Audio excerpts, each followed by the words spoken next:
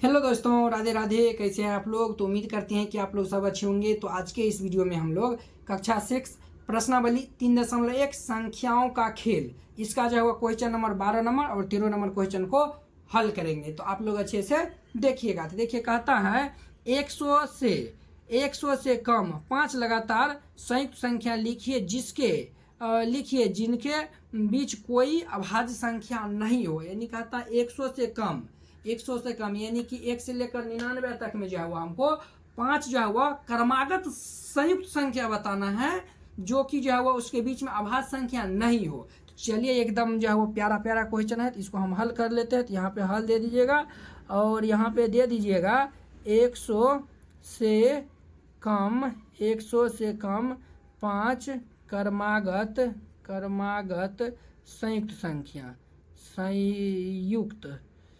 संयुक्त संख्या। ये हमारा कौन कौन सा हो जाएगा मेरे प्यारे हीरो? तो ये हमारा कौन कौन सा हो जाएगा? ये जो है वो हमारा यानी कि एक हमारा हो जाएगा। कौन कौन सा हो जाएगा तो आप ही बताइए। तो पहले हम आपसे पूछते हैं, फिर हम तो बताएंगे ही, हम जो है वह बताएंगे ही। आपसे हम पूछते हैं कि ये जो है वो हमारा कौन कौन सा हो जाएगा। चलिए, हम ही जो है वो बता देते हैं।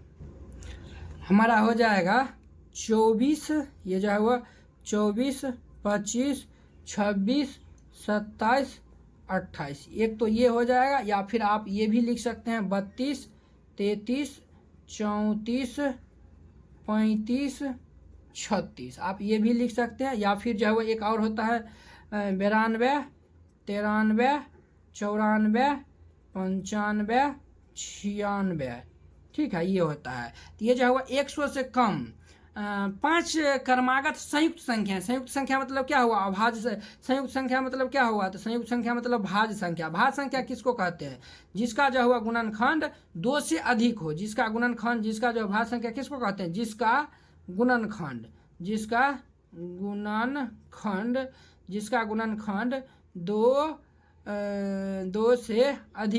से अधिक हो यानी कि 2 से अधिक यानी 3 होना चाहिए। कम से कम जो है वो कम से कम 3 होना चाहिए। 3 से अधिक भी हो सकता है, ठीक है। कम से कम 3 होना चाहिए, 3 से अधिक भी हो सकता है। तो उसी संख्या को हम भाज्य संख्या अर्थात संयुक्त संख्या कहते हैं। तो आप देख लीजिएगा, ये जो है ये भी हमारा ये सभी आता है। तो आपको जो है जो मन होगा वो लिख सकते हैं ये आंसर में, ठीक है। तो उम्मीद करते हैं कि आप लोग ये समझ गए होंगे। तो अब देखिए यहाँ पे नेक्स्ट क्वेश्चन कहता है किसी संख्या के इकाई स्थान पर 5 है, यदि वह संख्या 150 और 200 के बीच की हो तो वह संयुक्त संख्या अथवा अभाज्य।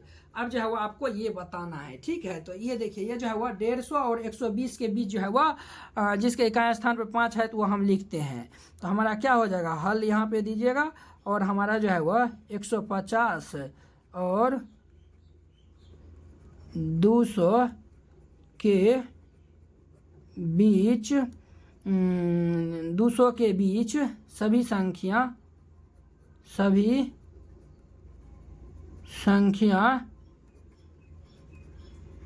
निम्न लिखित है,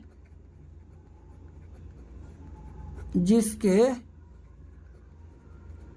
इकाई स्थान पर 5 हो। तो वो कौन कौन संख्या है? तो हमारा जो है वो 155 है, तो फिर 165 है और 175 है।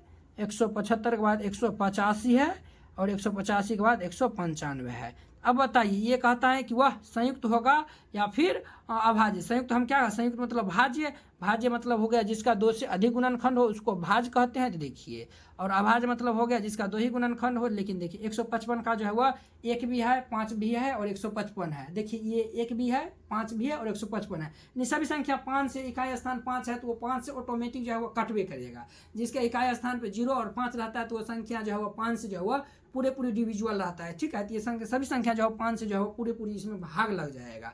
तो ये जो है वो हम कह सकते हैं कि ये संख्या जो है वह हमारा कौन सा संख्या है? तो ये हमारा जो है वह संयुक्त संख्या है। क्या है?